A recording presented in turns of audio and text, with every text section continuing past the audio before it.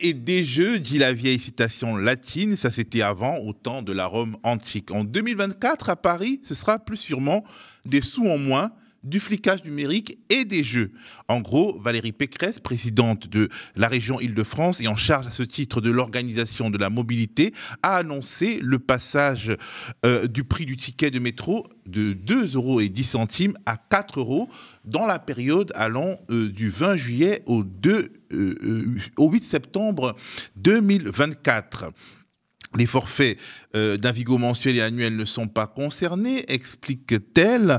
Encore heureux, on a envie de lui rétorquer. En revanche, les forfaits Navigo mensuels et annuels ne seront pas concernés par ces augmentations, je disais. Toujours hier, le préfet de police de Paris, Laurent Nunez, a annoncé que pendant les Jeux, pour circuler librement à Paris, il faudra s'enregistrer sur une plateforme numérique et fournir des justifications pour avoir un QR code à présenter à l'occasion de contrôles. Bonjour la dystopie. Faut-il s'inquiéter? Pourquoi?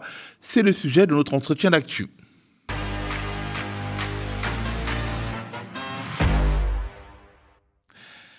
Je suis désormais sur ce plateau avec 3 invités. Céline Malézé, conseillère régionale communiste de la région Île-de-France, laquelle région est en charge de l'organisation de la mobilité dans la région. Bonsoir Céline. Bonsoir. Vincent Brengart, avocat au barreau de Paris, spécialisé dans les questions relatives aux libertés fondamentales, qui était déjà sur le plateau précédent. Merci d'être là avec nous Vincent, surtout qu'on t'a mobilisé un peu à la dernière minute. Et en visioconférence, Fabrice Epelboin, spécialiste des médias sociaux, entrepreneur et enseignant, notamment à l'Institut d'administration des entreprises, et ça je le tiens, de Poitiers. Comment vas-tu Fabrice? Bonsoir Théophile. Ensemble, nous allons évoquer 2 sujets, la question des transports en région parisienne pendant la période des Jeux Olympiques et aussi celle des libertés publiques avec l'annonce de la mise en place d'un QR code pour circuler librement. Je commence par vous, Céline. Vous êtes élue communiste, donc d'opposition de la région Île-de-France, parce que LR et PCF, c'est pas pour l'instant le même bord. Valérie Pécresse depuis 2015. Avant de parler de l'augmentation du prix du ticket de métro, du ticket de métro en tant que tel, j'en perds mes mots, on voudrait savoir si Paris sera prêt pour accueillir les Jeux Olympiques, notamment en ce qui concerne les transports publics. On ne va pas être prêt, c'est ce que disait Anne Hidalgo, qui a été tout de suite contredite par Clément Beaune, le ministre des Transports, et par Valérie Pécresse, la présidente de la région Île-de-France, qui dit vrai. Alors, qui dit vrai, c'est qu'on a très peu d'informations. C'est très opaque. Nous, ça fait plusieurs mois que nous tirons la sonnette d'alarme en disant le réseau de transport actuel est quand même soumis à une très, très forte pression. Les usagers du quotidien le ressentent dans l'ensemble de leurs déplacements. Et donc, on sait que ce réseau de transport en commun est en souffrance aujourd'hui. On sait qu'il y a une souffrance des usagers. On sait qu'il y a une souffrance aussi des salariés. Et donc, ajouter entre 500 000 et 1 million de voyageurs supplémentaires chaque jour, ce qui fait à peu près 15 millions sur la période des Jeux Olympiques, dans un réseau qui est déjà un réseau malmené, fragilisé, est-ce que ça va tenir? C'est une véritable question pour laquelle ni Île-de-France Mobilité, présidée par Valérie Pécresse, ni la région présidée par Valérie Pécresse n'apportent d'arguments qui sont des arguments étayés, qui sont des arguments raisonnés. Au contraire, à chaque fois que quelque chose est dit, on nous explique que nous mentons. Et quand Anne Hidalgo jette le pavé dans la mare, il était temps, j'ai envie de dire, parce qu'il reste 8 mois. En 8 mois, il y a des choses qui sont possibles à faire. Mais moi, je suis assez pessimiste et assez inquiète sur la manière dont les choses se préparent. Je donne un exemple. Île-de-France Mobilité fait des avenants avec les opérateurs de transport, notamment avec la RATP concernant le renfort notamment de chauffeurs de métro. La RATP fait une commande en disant on a besoin de 250 chauffeurs de métro supplémentaires. Île-de-France Mobilité dit « Ah non, nous, c'est pas possible, ça rentrera pas dans le calibrage financier, ce sera 200 et ce sera tout ». Pour les bus, on sait qu'aujourd'hui, si la galère est très très importante dans les bus, c'est qu'il n'y a pas suffisamment de chauffeurs, parce que les salaires sont trop bas, parce que les conditions de travail se sont dégradées, et parce qu'il y a un processus de privatisation des bus de la RATP qui est en cours. Et donc, ce n'est pas du tout attractif comme métier. Il manque énormément de chauffeurs de bus. Il y a des démissions quasiment plus importantes que de recrutement. Est-ce qu'en 2024, pour les Jeux Olympiques, ce sera prêt? C'est une vraie question. Et puis après, il y a des décisions politiques qui sont des mauvaises décisions politiques, passer au-delà de la RATP, comme a décidé Valérie Pécresse, en faisant des petits marchés lot après lot, notamment le marché pour les délégations étrangères, marché pour les personnalités. Avec des sociétés qui sont des sociétés différentes. Par exemple, Keolis a remporté un marché. Keolis n'a pas les moyens opérationnels, finalement, d'aligner le nombre de chauffeurs qu'il faut pour les bus. Ils font appel à des chauffeurs dans d'autres régions. Ils font même mis sur la table la possibilité de sous-traiter le marché qu'ils ont remporté avec la RATP. Ah bon, donc, on marche sur la tête. Voilà. Donc, c'est une question légitime. C'est une question sur laquelle, moi, j'ai des inquiétudes. J'ai des inquiétudes, évidemment, pour les touristes qui vont venir, pour les visiteurs, pour les Jeux Olympiques, mais j'ai aussi beaucoup d'inquiétudes pour les Franciliens qui ne vont pas tous partir en vacances pendant des semaines parce qu'ils ne peuvent pas, et notamment pour les Franciliens dans la banlieue, parce que la conséquence, ce sera de déshabiller les transports de la banlieue pour tout remettre dans les transports qui vont desservir les sites olympiques. Et ça, c'est inacceptable. Alors, deuxième question, qu'est-ce qui justifie l'augmentation du tarif de ticket pendant les JO? Est-ce que ce sont des considérations économiques ou de régulation? C'est important. Est-ce qu'en gros, on essaie de décourager les Parisiens de sortir de chez eux et de saturer les transports publics en doublant quasiment le prix du ticket de métro? Alors, il y a deux choses. C'est augmenter le niveau de transport, la fréquence de transport. Ça a un coût financier qui est estimé à environ 200 millions d'euros. Pour ces 200 millions d'euros, c'est pas nouveau, le coût financier, il était possible de faire autrement et que l'État mette la main à la poche. Il y avait une chose très simple pour faire payer que les touristes, c'était de mettre une taxe additionnelle à la taxe de séjour, qui est payée par les personnes qui viennent résider en hôtel, etc. Ça n'a pas du tout été l'option retenue par l'État. Et donc, au final, l'engagement qui avait été pris dans le dossier de candidature pour les Jeux Olympiques de rendre les transports gratuits, comme ça a été le cas dans plein de villes qui ont accueilli les Jeux Olympiques, ne va pas être tenu. Et puis, on a des sommes qui sont des sommes exorbitantes. Ça peut avoir des conséquences pour les Franciliens, parce que la paye à la débrouille individuelle, comme l'a fait la présidente de région en disant prenez vos précautions, anticipez vos déplacements et vos achats. Il y a des familles de Franciliens qui sont dans l'incapacité d'anticiper leurs achats parce que la poche est vide très rapidement. Voilà, c'est tout. Et puis après, vous pouvez y avoir un jeune, par exemple, qui trouve un boulot pendant les JO et qui veut à la dernière minute prendre un pass et il se retrouve dans une situation financière où il ne peut pas finalement postuler à ce boulot. Donc c'est une question économique qui est mal réglée. Ce sont les Parisiens, enfin ceux qui auront besoin de payer des tickets de métro et qui ne pourront pas faire autrement, qui vont subventionner d'une certaine manière les Jeux Olympiques. C'est les touristes. L'idée, c'est que ce soit les touristes. Sauf que ce soit les touristes qui payent les 4 euros. Voilà, ça n'a pas circonscrit aux touristes. Parce que ceux qui n'auront pas anticipé, comme c'est dit, fait appel à la débrouille individuelle, ils vont être soumis à cette taxe, enfin ce titre de transport avec un tarif beaucoup plus important. Donc il était possible de faire payer les seuls touristes si c'était sur la taxe de séjour. Voilà. Mais ça, l'État n'en veut pas. Valérie Pécresse, en fait, a un problème qui est un problème financier et comptable d'Île-de-France Mobilité, qui est dans une situation financière dont on pourrait reparler, mais qui est au bord de la faillite. Voilà. Et donc, en réalité, c'est une solution de dernier recours. Solution de dernier recours qui est présentée en même temps qu'une autre hausse qui va impacter les Franciliens et les Franciliennes au 1er janvier 2024, qui vont voir leur Navigo à 86,40 €, après la hausse historique du 1er janvier 2023. Et donc, en fait, cette simultanéité des deux décisions est aussi faite de manière opportune pour cacher aussi la nouvelle hausse pour les usagers du quotidien. Donc tout le monde, en fait, se dit sur les JO, c'est inacceptable, c'est vrai, mais l'autre hausse sur les transports du quotidien pour les Franciliens est aussi inacceptable. À partir du 1er janvier 2024. Le conseil d'administration... Ça passera donc de 2,10 € à...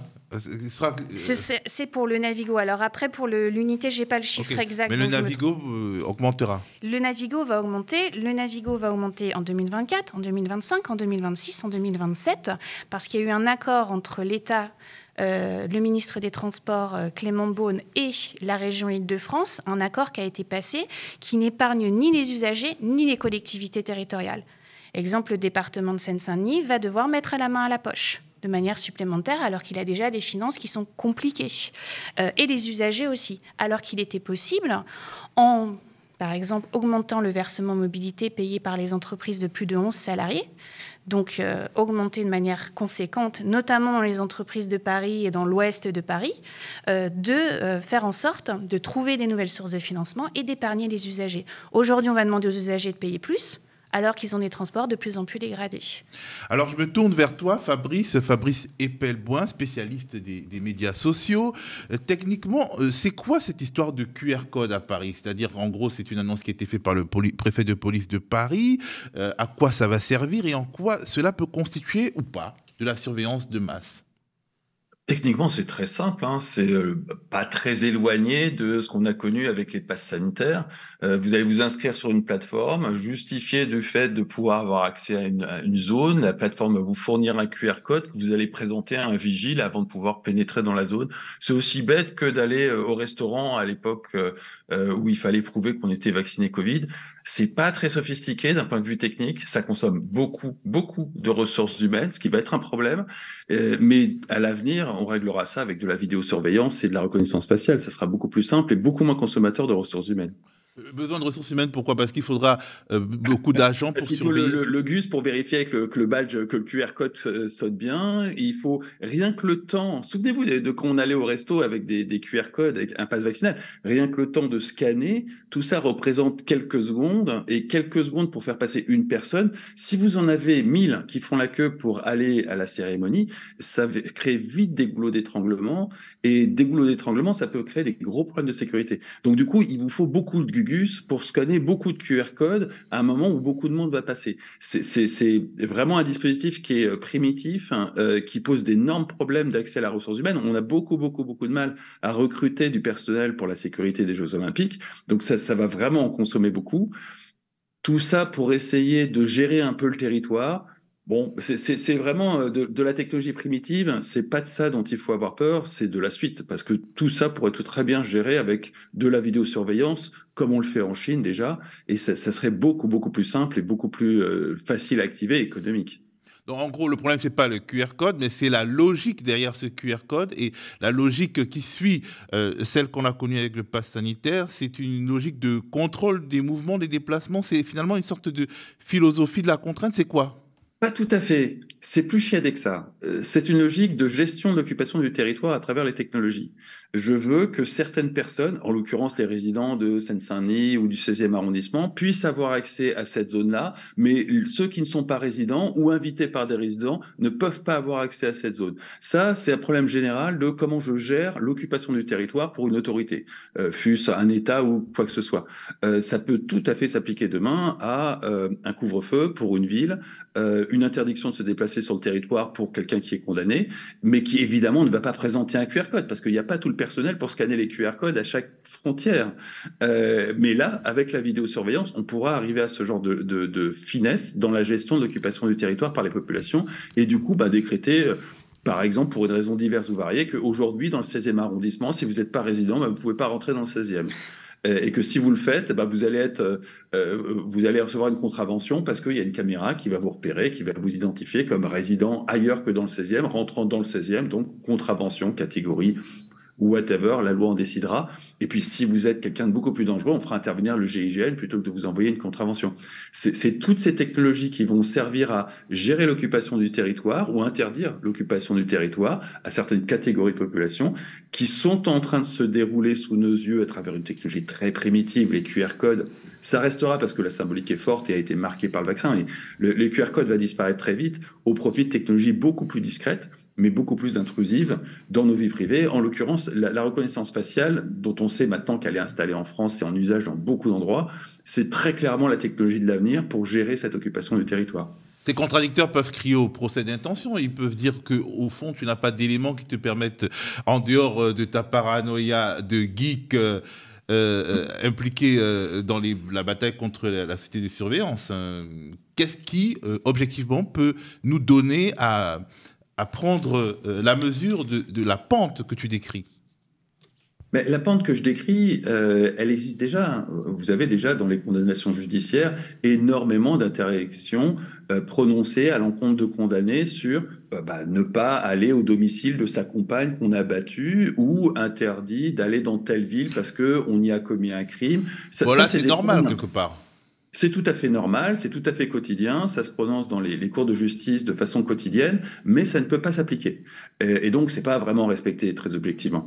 Avec un système de reconnaissance faciale à chaque coin de rue, et on sait désormais qu'il est en train d'être installé depuis désormais 7-8 ans, d'après l'enquête de Disclose, on peut mettre en place un système qui s'assure que vous respectiez bien cette condamnation. C'est absolument évident que ça va être installé tôt ou tard. Quant à la gestion des populations en masse, c'est-à-dire très concrètement de condamner un endroit à n'être fréquentable que par ses simples résidents, et on a un magnifique exemple à travers les Jeux Olympiques, mais ça pourrait être la même chose pour des manifestations, pour une multitude d'événements publics qui nécessiteraient une gestion fine de l'occupation du territoire par les autorités.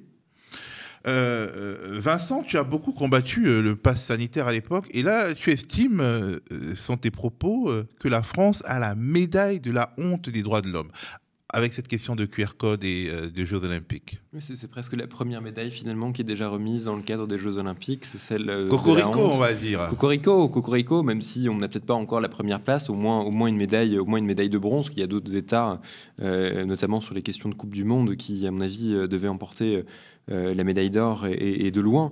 Mais c'est extrêmement préoccupant. C'est préoccupant parce qu'en fait, on se rend compte qu'il y a une véritable accoutumance à des outils totalement dérogatoires et qu'aujourd'hui, en fait, on est tellement habitué qu'il y a beaucoup de personnes qui vont admettre ça comme si c'était une forme de normalité. Le fait d'avoir un QR code, le fait de devoir finalement avoir des déplacements qui feraient l'objet d'enregistrement. Le simple fait d'ailleurs de devoir envoyer à la force publique des justificatifs. Je veux dire, envoyer des justificatifs pour pouvoir se déplacer. Je veux dire, c'est attentatoire aux libertés élémentaires et notamment la liberté de circuler. Et je pense que ça a été aussi rendu possible parce que vous avez une succession de logiques d'exception. Il y avait l'état d'urgence antiterroriste qui est devenu droit commun.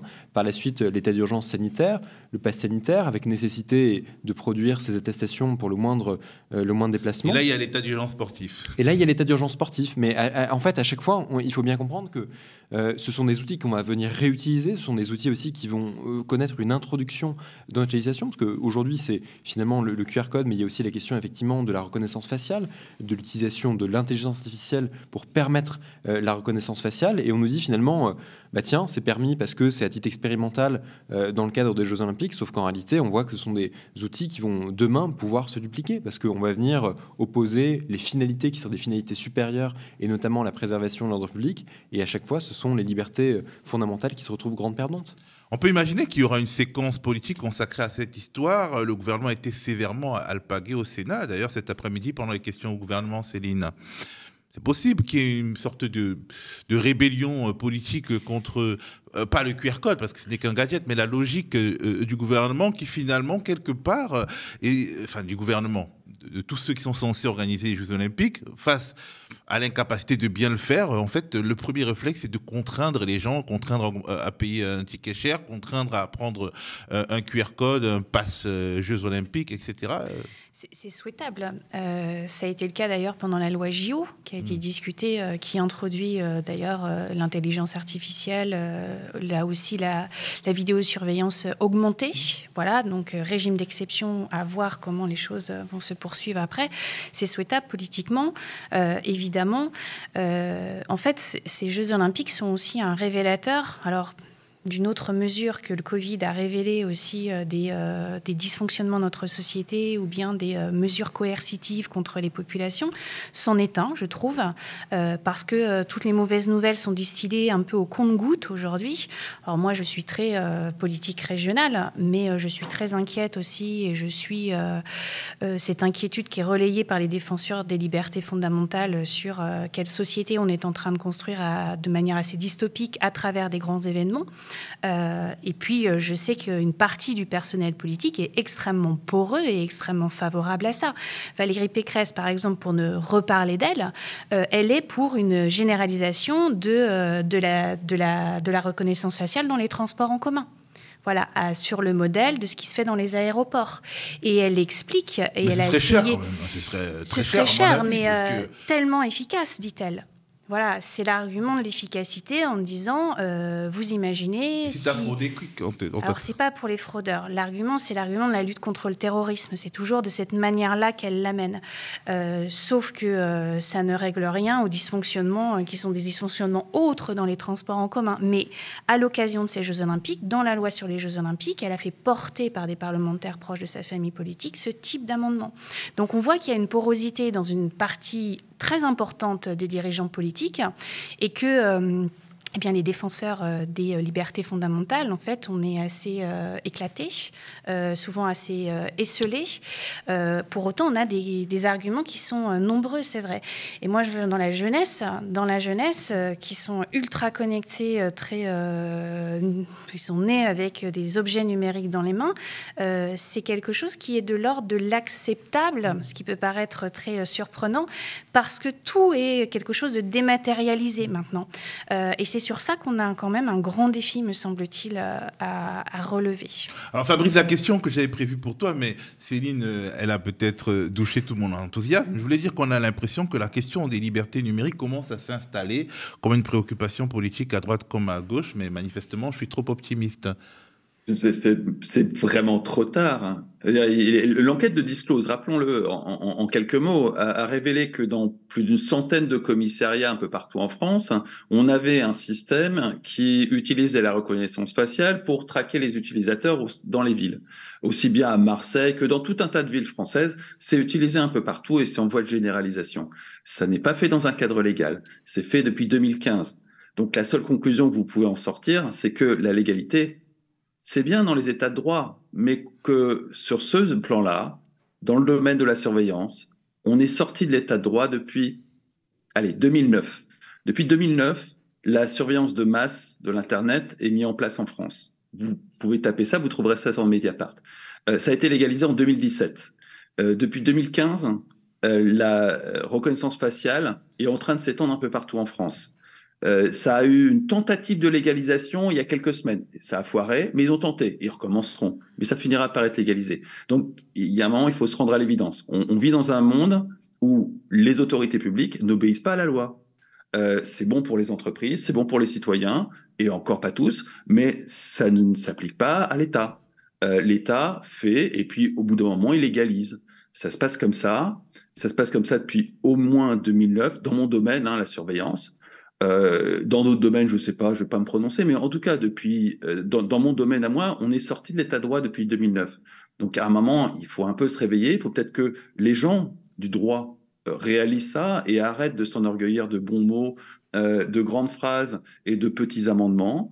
Nous ne sommes plus dans un état de droit sur ce domaine-là. Il va falloir apprendre à vivre avec et puis anticiper. Parce que à partir du moment où on n'est plus dans un état de droit, mes petits délires paranoïaques de geek, c'est juste les fonctionnalités qui sont disponibles dans les logiciels actuels, qui ont des notices d'emploi que je consulte, et donc je connais les acquéreurs.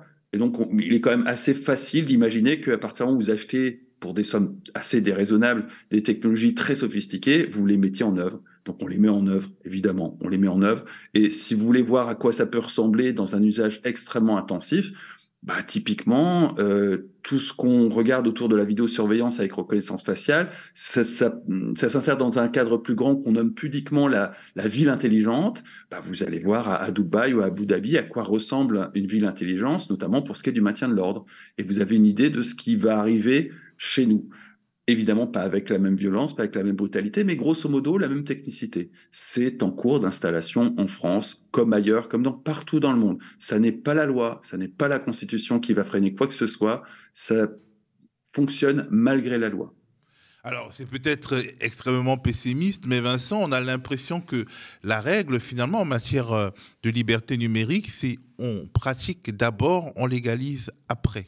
Oui, ça a été fait notamment au moment de la loi 2015 sur le renseignement, où effectivement on a légalisé des pratiques qui avaient déjà cours de la part de nos services de renseignement. Maintenant, je pense pas qu'une question de bons mots pour tous ceux qui se préoccupent de ces questions, parce qu'il y a des recours qui sont entrepris. Il y a une mobilisation qui est énorme. Moi, je veux dire, je vais assez régulièrement dans le Conseil d'État sur ces questions, effectivement. Mais alors, c'est pour moi, c'est pour ça que vous disiez, juste pour réagir par rapport à cette question du moment, c'est qu'en fait, ce qui est le plus inquiétant, c'est finalement justement cette inefficacité. C'est-à-dire, pour moi, c'est pas tant. Il y a une question, effectivement, de se dire que on agit hors état de droit, notamment par rapport à la mise en place des surveillances généralisées, etc., et des révélations qui ont été faites et qui ont conduit notamment la CNIL de la CNIL, mais aussi d'une question qui est celle de la construction d'un état de droit parallèle qui est construit par le pouvoir. Moi, c'est ça ma préoccupation. Un état de non-droit parallèle, un état de non-droit parallèle. La construction d'un état de technosurveillance. C'est pas tout à fait un état de droit, parce qu'il est dicté par les possibilités de la technologie. Mais alors, il est dicté... On sort du cadre du droit et on rentre dans le cadre du faisable technique. C'est pour ça que c'est très intéressant d'aller voir comment ça se passe dans des zones où c'est pas que les Émirats Arabes Unis ne sont pas un état de droit. Mais c'est qu'ils ont très peu de contraintes pour les libertés individuelles des citoyens, qui n'en ont, pour ainsi dire, pas des masses. Et donc, ils sont libres de déployer au mieux possible toutes ces technologies qui vont façonner nos sociétés à l'avenir. Mais nous, on n'est pas... Fabrice, on n'est pas les Émirats Arabes Unis. Est-ce qu'on peut rétro-pédaler quand même, Vincent? On peut pas rétro-pédaler. Et simplement, encore une fois, par rapport à ce qui est dit, et je veux dire, moi, je suis en accord. Hein. Je dis simplement, effectivement, par rapport au fait qu'effectivement, il y a peut-être une domination technologique, etc. Mais le fait est que, malgré tout, je dis état de droit parce que il y a quand même un contrôle juridictionnel qui est opéré. D'un point de vue constitutionnel, lorsque vous avez le Conseil d'État, lorsque vous avez le Conseil constitutionnel qui se prononce, je veux dire, je pense pas, vous voyez, que les membres du Conseil constitutionnel soient des technophiles incroyables. D'ailleurs, ils sont d'une génération. Mais en même temps, ils ne sont pas non plus des amoureux des libertés. C'est les anciens présidents, et c'est eux qui ont signé les décrets d'application qui ont permis la mise en place de ces technologies. Allô ? Mais je vois pas où on est en désaccord, c'est pour ça que je vois pas trop le point. Parce que le Conseil constitutionnel c'est simplement sur le contrôle juridictionnel. L'état de droit. Je peux expliciter votre désaccord. C'est leur faute.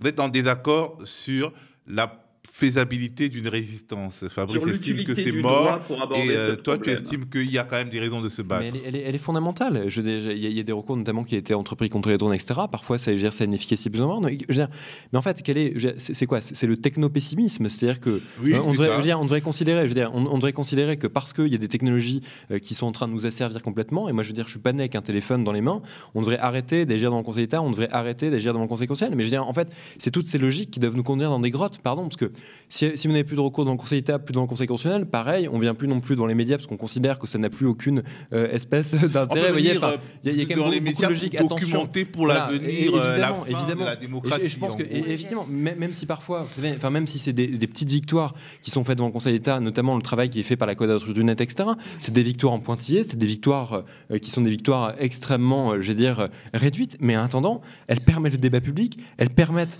d'avoir aussi une prise de conscience de la part de nos pouvoirs publics sur les nécessités, à tout le moins, d'exercer un contrôle. Donc c'est là où juste, effectivement, je rejoins moi d'un point de vue juridique sur cette question d'un état de droit complètement défaillant. Et c'est pour moi une des principales sources de préoccupation, c'est précisément cette défaite d'une certaine façon du Conseil constitutionnel, du Conseil d'État sur ces sujets qui font primer ce qu'on disait tout à l'heure, notamment ces finalités de lutte antiterroriste pour finalement refuser d'exercer un véritable contrôle. Il faut se battre selon Vincent, il ne faut pas se battre selon Fabrice. En gros, j'ai résumé à ma manière. Non, il faut se battre avec la technologie, pas avec le droit. C'est pas la même chose. Avec tous les moyens nécessaires et disponibles. Le droit ne sert à rien. Vous voyez bien que l'État n'obéit pas aux règles de droit. Parole d'un geek qui ne croit qu'en la technologie. On continue. Alors, on a vu aussi passer chez nos confrères de l'AFP ce décret du gouvernement qui autorise le travail 7 jours sur 7. On en parle moins, mais c'est inquiétant quand même, Céline. C'est inacceptable. Les syndicats ont raison d'ailleurs de le pointer en disant que c'est quelque chose qui va générer des accidents du travail de manière plus importante, qui va générer aussi des abus en termes d'employabilité, etc. Là aussi, on est encore dans le régime d'exceptionnalité du Code de travail cette fois-ci. Il y avait des solutions assez simples. On était tout à fait possible de recruter davantage pendant la période olympique. La décision n'a pas été celle-là, mais plutôt de miser sur le bénévolat. Et même si les marchés étaient en tension, le marché du travail intérieur était en tension, on pouvait même imaginer d'aller recruter à l'étranger. Ce ne sera pas le cas. Et puis, il y a un autre élément, c'est contraire à la charte sociale des Jeux olympiques qui a été signée. L'article 7 parle de santé, de sécurité des travailleurs avant les Jeux olympiques dans la construction des ouvrages pour les Jeux Olympiques. Bon, là, ça ouvre une autre question sur qui construit et une grande partie des sans-papiers qui demandent leur régularisation.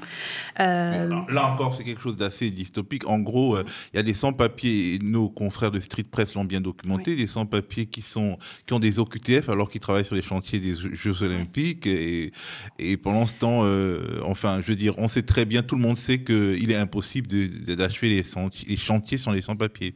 Les sans-papiers, avec logiques sous télescope. Avec des entorses sur le droit du travail qui sont conséquentes. Et puis là, c'est même plus une entorse. Le Code du travail est mis entre parenthèses sur les 2 journées de congé hebdomadaires durant les Jeux Olympiques. Moi, je pense que tout combat est bon à mener avec tous les moyens dont nous disposons, parce qu'aujourd'hui, nous sommes dans une bataille où nous ne sommes pas hégémoniques. Voilà, et moi je suis pour freiner le plus possible partout où c'est possible. Donc l'avis du COJO et l'avis du CEO sur le non-respect de la charte sociale qu'il a lui-même fait signer est quand même quelque chose d'intéressant sur ce COJO décret. Et CEO. Alors, COJO, c'est le CIO, bon, c'est international pour les Jeux Olympiques, et COJO, c'est plus pour l'organisation pratico-pratique des Jeux Olympiques. Voilà. Donc, c'est un nouveau renoncement parce qu'on nous a vendu des jeux populaires, on nous a vendu des jeux très sociaux, très environnementaux. La promesse olympique, quand même, elle est en train de s'effriter. Et bon, moi, je défends les travailleurs, voilà, c'est ainsi. Et c'est l'idée que je me fait de mon engagement politique, et la question de l'acceptabilité aujourd'hui des Jeux Olympiques, elle est réellement posée en fait. Voilà, je viens d'une famille politique qui aime le sport. Marie-Georges Buffet, quand elle était ministre des Sports, elle avait une haute idée des sports et de la manière de pratiquer le sport et de faire un sport populaire. Là, les Jeux Olympiques de Paris tels qu'ils s'annoncent, on est quand même un fossé qui est assez important. Vincent, est-ce que cette histoire n'est pas une belle illustration de notre temps finalement? On rend la population francilienne esclave des Jeux Olympiques, mais aussi et surtout des riches touristes qui ne manqueront pas d'affluer vers la capitale.